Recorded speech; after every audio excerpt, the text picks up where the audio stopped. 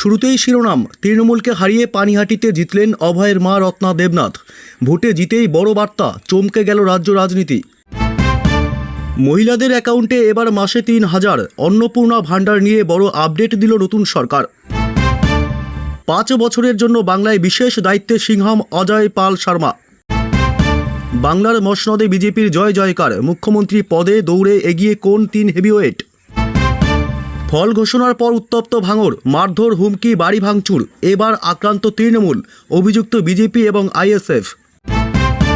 রাতারাতি পাল্টে গেল অটো ইউনিয়নগুলো, গেরুয়া নিশান উড়িয়ে শহরে ছুটছে ৩ চাকা। এটা তো হওয়ারই ছিল। টিএমসিকে তুলোধনা করে জনগণকে ধন্যবাদ হুমায়ুন কবিরের।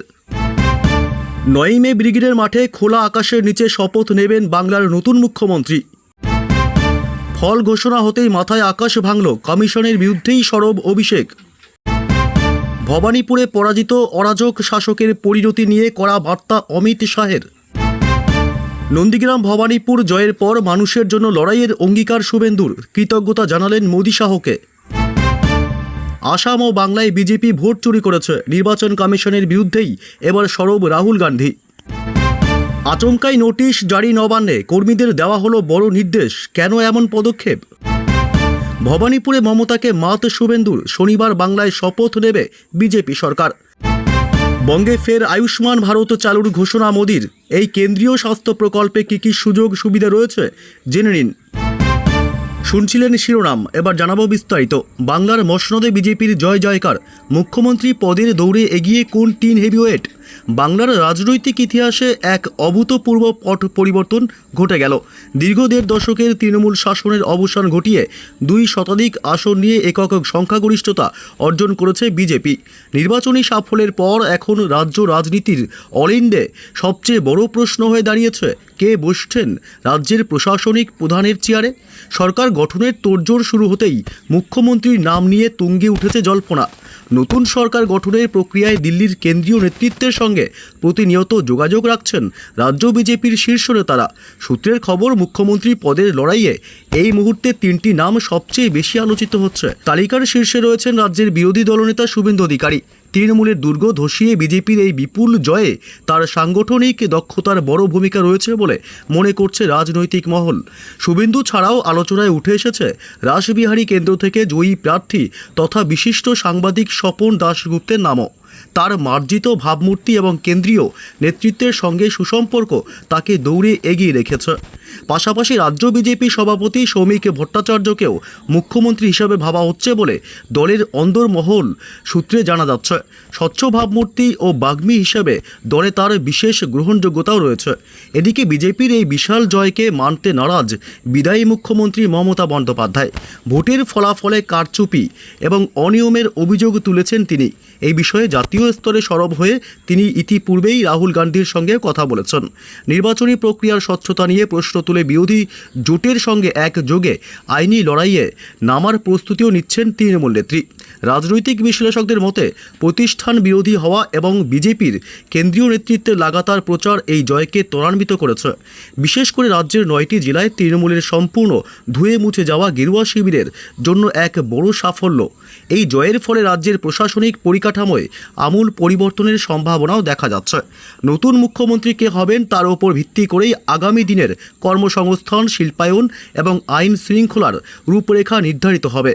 বর্তমানে গোটা রাজ্যের নজর এখন রাজভবন এবং দিল্লির সিদ্ধান্তের দিকেই। পরবর্তী খবর, 5 বছরের জন্য বাংলায় বিশেষ দায়িত্বে সিংহাম অজয় পাল শর্মা।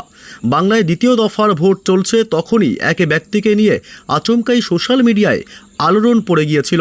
আইপিএস অজয় পাল শর্মা, যার পোশাকি নাম সিংহাম, উত্তরপ্রদেশের এনকাউন্টার স্পেশালিস্ট। তাকে এবার গুরুত্বপূর্ণ জেলা দক্ষিণ 24 পরগনায় পুলিশ অবজারভারের দায়িত্ব দিয়ে নিয়ে আসে নির্বাচন কমিশন।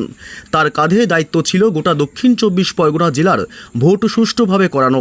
যদিও তার পর্যবেক্ষণেই ফলতায় ইভিএমে টেপ এবং আলকাতরা মাখানোর ঘটনাও দেখা গেছে। সেই কারণেই ফলতার ভোট বাতিল করে নির্বাচন কমিশন। তারপরেই 4 মে সোমবার আসে বাংলার বিধান, যাতে দেখা যায় 200 গণ্ডি পার করে গিয়েছে বিজেপি। সেঞ্চুরিও করতে পারেনি তৃণমূল কংগ্রেস। এমনকি তৃণমূলের গড় বলে পরিচিত দক্ষিণ 24 পরগনাতেও ভালো ফল করেছে বিজেপি। আর সেই কারণেই বিশেষ পুরস্কারও পাচ্ছেন আইপিএস অজয় পাল শর্মা।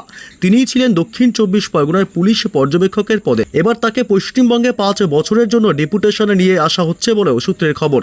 কেন্দ্রীয় স্বরাষ্ট্র মন্ত্রক এই বিষয়ে একটি নির্দেশিকাও জারি করেছে। আগামী 5 বছরের জন্য পশ্চিমবঙ্গে ডেপুটেশনে আসছেন আইপিএস অজয় পাল শর্মা। যোগী রাজ্যের এই দুদে পুলিশ অফিসার বাংলায় আসার কারণ জানা যায়নি। এমনকি কোনো বিশেষ পদে বাংলার দায়িত্ব তাকে দেওয়া হয়েছে কিনা তাও খোলসা করে বলা হয়নি স্বরাষ্ট্র মন্ত্রকের তরফে। উত্তরপ্রদেশের ক্যাডারের 2011 ব্যাচের আইপিএস অফিসার, মূলত লুধিয়ানার বাসিন্দা তিনি। মূলত এনকাউন্টার স্পেশালিস্ট হিসাবেই নাম পরিচিতি রয়েছে তার। অপরদিকে পুলিশ সূত্রে খবর, ফলতার দাপুটে তৃণমূল নেতা জাহাঙ্গীর খানকে ক্যানিং থেকে গ্রেপ্তার করেছে পুলিশ। ফলতার তৃণমূল প্রার্থী জাহাঙ্গীরের ছক ছিল বাংলাদেশে চলে যাওয়ার। পরবর্তী খবর, মহিলাদের অ্যাকাউন্টে এবার মাসে 3000 অন্নপূর্ণা ভাণ্ডার নিয়ে বড় আপডেট দিল নতুন সরকার।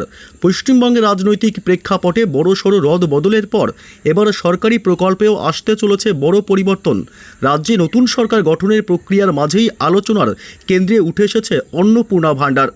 নির্বাচনী প্রতিশ্রুতি অনুযায়ী পূর্বতন সরকারের লক্ষ্মীর ভাণ্ডার প্রকল্পের বিকল্প হিসাবে এই নতুন প্রকল্প চালু করতে চলেছে বিজেপি সরকার, যেখানে রাজ্যের মহিলারা প্রতি মাসে 3000 টাকা করে ভাতা পাবেন বলে জানা গেছে। নতুন এই প্রকল্পের সবচেয়ে আকর্ষণীয় দিক হলো ভাতার পরিমাণ। আগে সাধারণ এবং সংরক্ষিত শ্রেণীর মহিলারা লক্ষ্মীর ভাণ্ডারের মাধ্যমে যে পরিমাণ অর্থ পেতেন, অন্নপূর্ণা ভাণ্ডারে তার পরিমাণ দ্বিগুণ হতে চলেছে।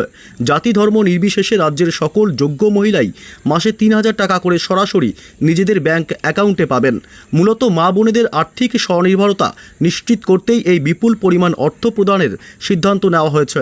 আগামী 9 মে নতুন সরকারের শপথ গ্রহণের পর আনুষ্ঠানিকভাবে এই প্রকল্পের রূপরেখা ঘোষণা করা হতে পারে। প্রশাসনের পক্ষ থেকে জানানো হয়েছে, মডেল কোড অফ কন্ডাক্ট বা নির্বাচনী আচরণবিধি উঠে যাওয়ার পরেই ফর্ম ফিল আপের প্রক্রিয়া শুরু হবে। যদিও কিছু জায়গায় আগেভাগেই তথ্য সংগ্রহের খবর পাওয়া গিয়েছিল, তবে সরকারিভাবে আবেদন প্রক্রিয়া শুরু হবে নতুন মন্ত্রিসভার অনুমোদনের পর। সাধারণ মানুষকে সঠিক তথ্যের জন্য সরকারি বিজ্ঞপ্তির ওপর নজর রাখতে অনুরোধ করা হচ্ছে। বিশ্লেষকদের মতে, সরাসরি হাতে টাকা পৌঁছে দেওয়ার এই প্রকল্প গ্রামীণ ও শহরতলির অর্থনীতিতে বড় প্রভাব ফেলবে। মাসিক 3000 টাকা ভাতা রাজ্যের কয়েক কোটি মহিলার ক্রয় ক্ষমতা বৃদ্ধির পাশাপাশি তাদের সামাজিক নিরাপত্তাও জোরদার করবে। তবে এই বিশাল অঙ্কের ভাতার সংস্থান করতে গিয়ে রাজ্যের কোষাগারের ওপর যে বাড়তি চাপ তৈরি হবে তা সামাল দেওয়াই এখন নতুন সরকারের কাছে সবথেকে বড় চ্যালেঞ্জ। পরবর্তী খবর, আচমকাই নোটিশ জারি নবান্নে, কর্মীদের দেওয়া হলো বড় নির্দেশ। কেন এমন পদক্ষেপ? রাজ্যে নতুন সরকার গঠনের ঠিক আগে নবান্ন থেকে এক বিশেষ নির্দেশিকা জারি করা হয়েছে।